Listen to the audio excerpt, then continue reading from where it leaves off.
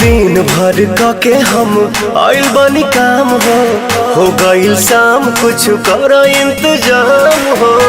सुना तारू हो बोली ना जी। हाँ। दिन भर के हम आइल बनी काम हो गईल शाम कुछ कर इंतजाम हो।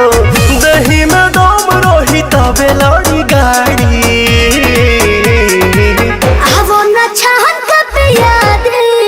राजा सहरी से तहरी छहन के पिया दी राजा सहरी से तहरी।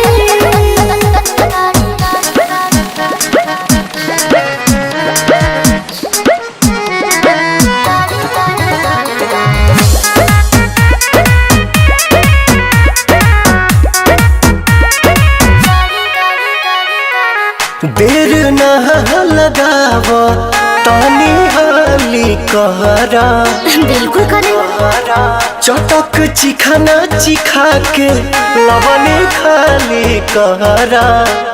ए राजा जी वही ठमडोइया छोटहिया बिछा दी हो तपसे लबा तबे लबा हो डोला दी। मूड बनो के तनी बने दया नाड़ी छहन के पिया दे राजा सहरे सतहरे छहन के पिया दे राजा सहरे सतहरे।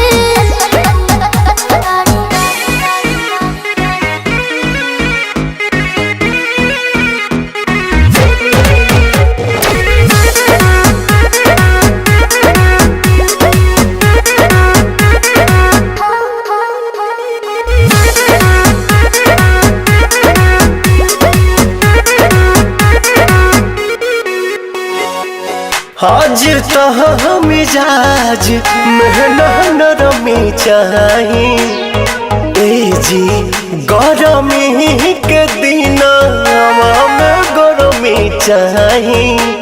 ए राजा जी इतना ना फायदा करेला दहे दूध हो चार छक मार